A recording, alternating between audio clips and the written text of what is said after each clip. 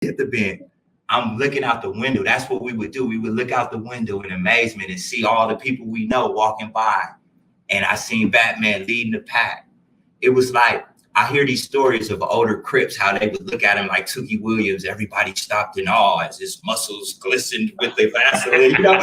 It was like that. I said, that's like, right. That's Batman.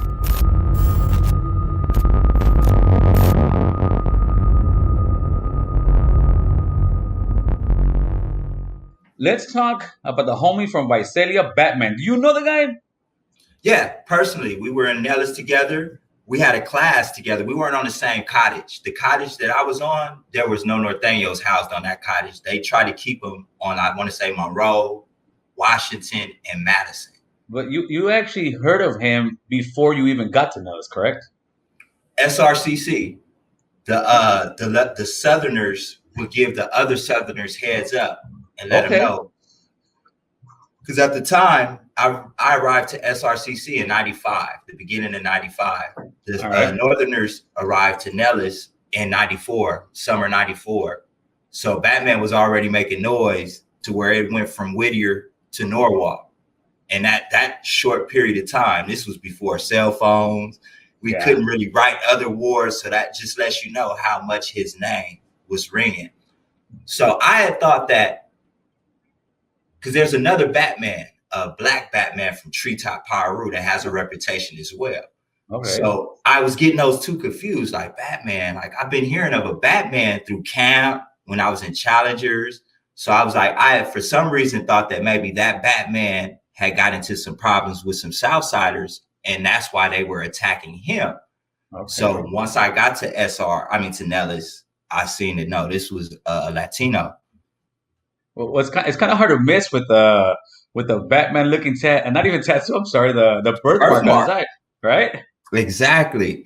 And the gang coordinator, that was the first thing that he addressed when we first rode up his fish from SRCC to Nellis. The gang coordinator came and let us know that we just opened up the institution to Nortenos. Do anybody have problems or feel that they would be not able to program with these individuals? And nobody said anything, because that would be like snitching, saying, yeah, I don't like those fools. And so nobody said anything.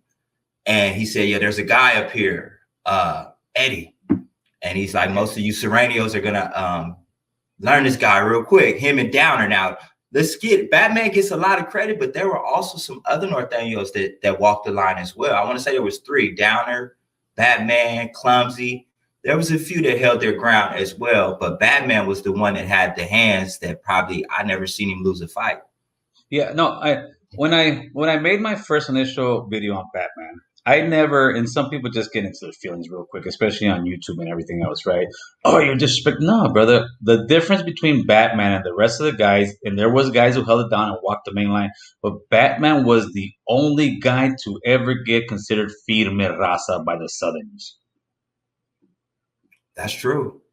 That's true. Know what and what guys don't understand about that is, in other words, Batman could eat with the homies if he wanted to. He could smoke with the homies if he wanted to. You know how Nellis was. Nellis, you're not touching anything an African American has. You're not touching anything a Norteño has. It was like you guys got, if it was some schoolyard little kids, you got the major cooties, homie. You don't touch those guys. Yeah. Beaver gave a great example of that with his story. And I remember hearing about him. So it's a very small world. Everyone's story comes across everyone. Right. So when you got there, were there any Norteños on your cottage? Like I say, when I went to, I forget the name of the orientation unit that you first roll up to, but all of the units in Nellis are named after presidents. Okay. So I want to say that it was Thurman. Like one of the presidents you didn't really hear about was the little orientation cottage, very small. A bus rolled up. That's why Newman gave us that speech when we first on our first date, because we came with my boy Kiki from Linwood Audio Paragons, Midget from South Lowe's. What other Southsiders came with me on it? We came together on the same day to SRCC from Sylmar, because they transferred us all to Sylmar as we had waited to be transferred to CYA. So they knew from the bat that Nortenos was coming, but they did a shock. Like they asked everybody, was there any problem? Then that night, the bus came. and about 12 Nortenos hit the unit. And instantaneously, South Low midget from South Lows wasn't going for it. Jumped up off the bed, and every other Southsider followed him. So the first day I got to YA, I witnessed Norteños and Sureños having I want to say it was about 12 on 6, because there were more Norteños than Southside. The bus on that. Because that bus came deep, and there was like a lot of blacks came, and only a couple of Sureños came, and there was only probably 2 more from San Diego there. So the Norteños were actually deeper.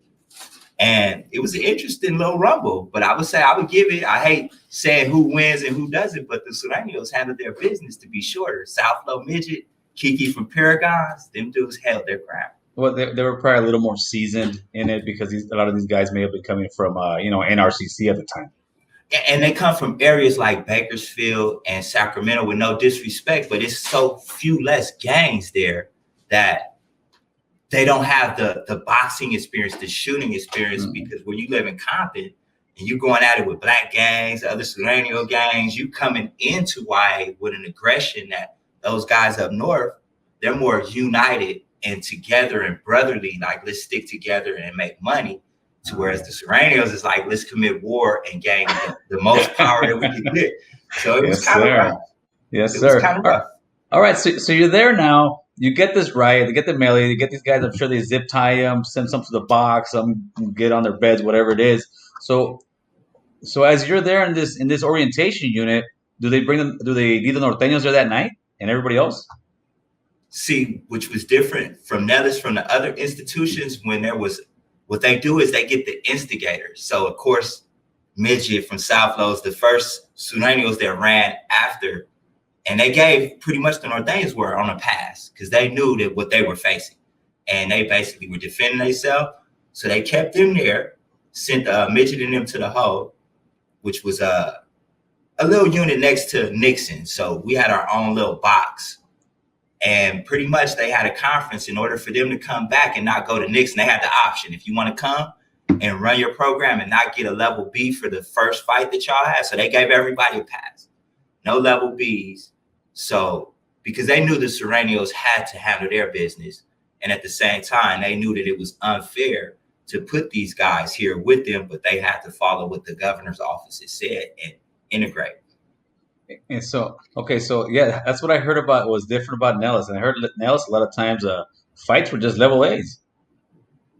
Yeah, it was really understood that, and I take this as part of the setup, as keeping us in the system, hating each other. And what their job was to teach us how to read, write, not participate in gang violence, why gangs were ineffective in our lives. But yet they had fight nights, they had the blinds. In Fred C. Nellis, there was a whole area called the Bend, and which was an area that it was school in Nellis was like high school. You had bells. So first period, a bell would ring and all of us would run out the class like high school. And what they called the area that we would travel in was the Bend to get to your next class. Right. And an area of the Bend, there was a blind spot, a hallway where the police would not be purposely, so you could handle your differences. And so instead of riots, they kind of promoted one-on-one fights. So they would reward the fighters. They would reward people for not jumping people. Like, oh, you did good in that head-up fight. Here's a oh, shit. And what it was doing is it was adding to the recidivism rate and ensuring that the state of California was going to get paid by having inmates in CDC, because they were training us to be murderers, fighters, and better criminals. Killers, so brother. Batman always, that was the first time that I seen Batman, was when we started, because in our orientation, you only get 2 classes. Everybody else gets 3. But they try to keep the new booties, the fishes, like not all in the Bend. We get the first classes in the front. So we don't get to hit the Bend. I'm looking out the window. That's what we would do. We would look out the window in amazement and see all the people we know walking by. And I seen Batman leading the pack. It was like I hear these stories of older Crips, how they would look at him like Tookie Williams. Everybody stopped in awe as his muscles glistened with the Vaseline. You know, it was like that. I said, That's like, right. that's Batman. That's the dude with the, That's we the heard guy I've been hearing about. Yeah. That's him. And seeing that he was like stocky, but short like me, like gave me kind of hope. Like he's kind of little like I am. So I wasn't as scared going in. He gave me inspiration knowing that he had to fight thousands of Southsiders. Literally, I'm not kidding. He had to fight everybody. Beaver probably took about 500 fights. So think what Batman had to go through when they're trying to break his spirit, trying to show who's the hardest. That man honestly earned the respect of Crips, Bloods, Bulldogs.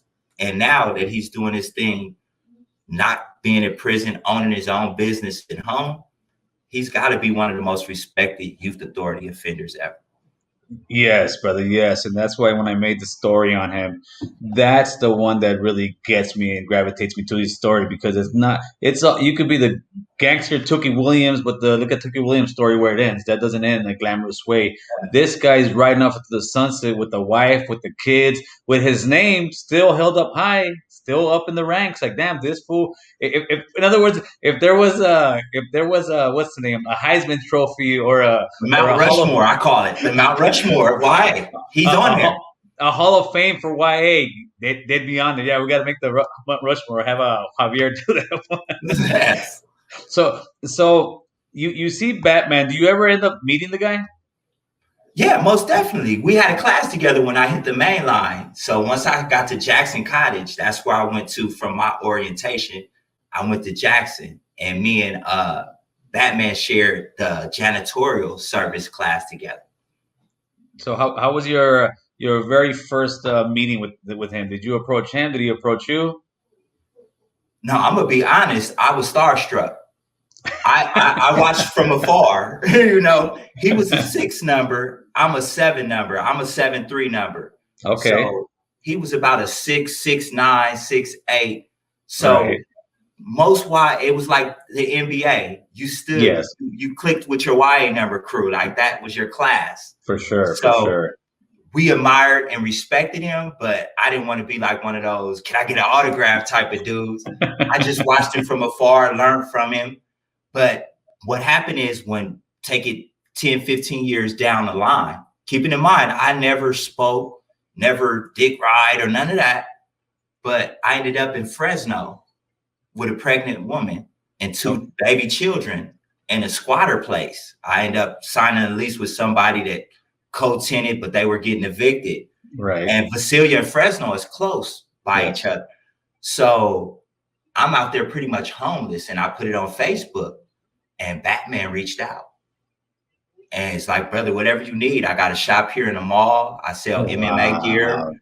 And I know you was in YA. I heard of you because my victim used to come to board after I got my case with my victim. So I became a high profile years later. People knew of me.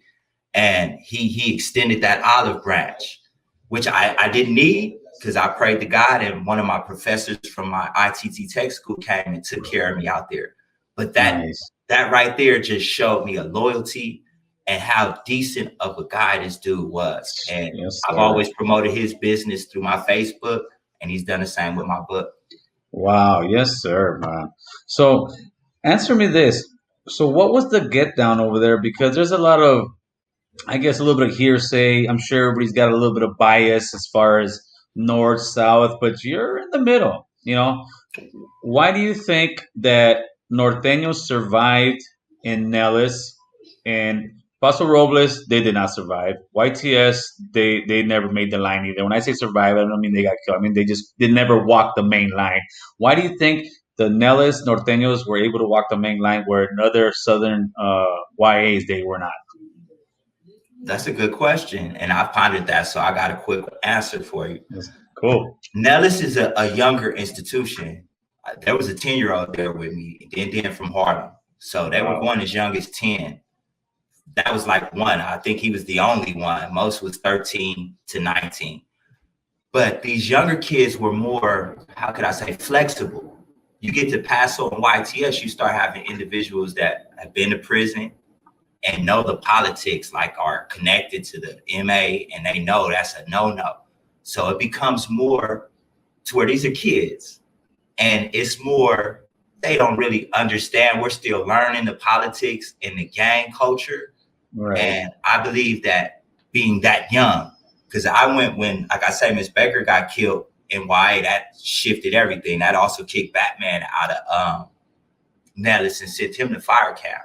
Okay. So I ended up going to Paso, and looking at Paso, I'm gonna be honest with you. This is gonna be another unbelievable story of mine, but there are people who were there who will remember, like Pablo from Florence, not Florence, but Bakers, and Froggy from Bakers. I was kind of like feeding raza. Like the weirdest thing ever. There was a clique, a car, Ramfla, started by, I don't even want to say the homie name from Florence. He's a Southsider. But one of the homies from Florence was like, I'm tired of the politics. He's like, your mother, you got a drop of brown in you, homie. There was this white dude that was a Wood out of Bakersfield, Oildale, but he was older and 18, 19 in Paso and done with the politics. We're all on the Pomo. Right. And we used to bust spreads. Oh, shit. Like, this is unheard of. I was in Paso. It was unheard of. You're not going to see that. I was there on the Pomo, and I was the only black. I was the only Tinto allowed into the crew because I never, ever was able to hate the Southsiders because I have family there. And that's what a lot of people get confused with the racism. It's not certain Crips and Bloods hate Mexican people. They like hate certain Southsider sections. And a lot of people get that misconceived. Like back in the day, it was racial as far as what the bullies were doing and taking from Hispanics. But now it's more because we respect, as a black individual myself, I respect the individual that's going to go and work construction, who's going to go sell his oranges, push his ice cream, not sell dope, not rob people. I have to respect that because I have children growing up in this world, and I want them to see those type of morals and values. And like I say, my mother speaks Spanish. My grandmother didn't know English. So I could never hate not a Southsider, not a Northerner. And like I say, it's coming together. Like I showed you that picture with Batman. Yes. There was a picture with him with Crips, Bloods, Sureños, and Nortenos all together in fire camp, embracing each other. And that's because fire camp, what we were doing on the Pomo by breaking the rules, standing up, it brings some kind of a division from the nonsense. It makes you a responsible individual, and you can see your brown brother is. In fire camp, we fight fires. Yeah, so if you keep playing politics, we can end up dead out here. You know what I'm saying? And on the Pomo, what really started that ronfla of us spreading with each other was they were going to make the Pomo a gang unit. Paso, that was when Paso was starting to, Napomo was going to become the gang unit, and Moro was where all of the bad kids were going to go. So what year was this? We're talking 96. Because I got to YTS in 97. Were the Nortenos still there in wasn't Arroyo Pismo? Yeah, there were some Northerners on Pismo, but they wouldn't go to school. They actually did in school on the unit in the kitchen area, ate in that kitchen. Yeah, I met up with those guys in 92 when I rolled up to YA over there when they were first taking the first bus loads to oh snap. When they were taking it's all good. When they were taking the first bus loads of Nortenos over, actually they were already there when I got there, and it was the same thing. And they moved them to Pismo. I heard they never moved out of there. Yeah, same thing with YTS. They never left the rock. They were there, and what's crazy at YTS is their the way the institution was set up. You could say there's a big soccer field in the middle, like a football soccer field with a track around it, and to go to the school area, you basically will walk around this track. Well, O&R is the rock. That's the lockdown, like Nixon, Nacimiento, and Paso, like these lockdown units. Cambria. And yes, that's exactly what O&R was. And they had cages outside program cages to where when we walk by to the school area, the rock kids that were the wards that were programming would be in the cages. So you would see Nortenos in the cages and they would be throwing blasts against each other. Right. And that started a lot of, like, you would say, you wouldn't think YTS was influenced by North and South. But this is a story for a lot of kids that don't know. The O&R unit was an upstairs unit. So YTS was compiled of units that were upstairs, downstairs, like apartment buildings. Right. So O&R is on top of a unit called K&L. K&L was a regular general population programming unit, all of Southsiders, Crips, and Bloods. So now you got on top of these kids, Nortenos. So what the Nortenos end up doing is coming and making alliances with certain Crips. And they would influence the Crips downstairs to start beef with the Southsiders downstairs. That's why K&L 98, 99, 2000 was rocking. It took the staff a while to figure out having the Nortenos there is what did that. And they sent them back to Chad. Yeah, they wouldn't bring them down in numbers like that no more because they were so disrespectful upstairs to the Southsiders downstairs. The Southsiders start taking it out on everything. So when did they ship those guys over to YTS? Did they ship some guys from Nellis over there? Is that what it was also? Yeah, because remember when in 96, after the shift, when all the M numbers and lifers got sent to prison, they had to find places for everybody. Everybody started moving all over. And the Nellis kids went and turned Paso terrible because, you know, Paso used to be one of the best locations with the fire camp, very low-key college unit over there, San Simeon. San Simeon, the college one. Yeah, there was a lot of benefits there. And once 96 came around and all of the kids started coming from Nellis to Paso and from Preston to Paso, it was off the chain. There started to become a whole lot of problems there. So Batman was in fire camp. Paso was rocking and rolling too. I remember they had probably one of the biggest riots in YA history in Paso Robles in 92 or 93 when about 4 cottages went off. And that's when I forgot what Crip guy ran out. He got a life sentence or like 15 years. They escaped. And it wasn't a race riot. These guys broke the dorms open, started going crazy. That's when they came up with Jim TD, baby, right there. I heard about that. And a lot of people don't know about Jim TD. Let's give you my first story of rolling up to Paso. Oh, shoot it, man. I get to Paso, like I say, after everything happened, my mom's boyfriend hooked it up and got me to go to fire camp. So I'm going down there, end up with Loco from Corona. Everything turned all bad. So now one of my first riots is on the intake unit in Paso Robles. I've never seen a brown on black riot in Nellis. This was unbelievable to me. Like, really, we didn't bust spreads like that. There were a lot of no riots. 2-on-3s, I don't consider riots. Okay, like yeah. 5-on-5, I don't even consider that a riot. I'm talking about a whole cottage. Yeah, going at it with each other. I never seen that in Nellis.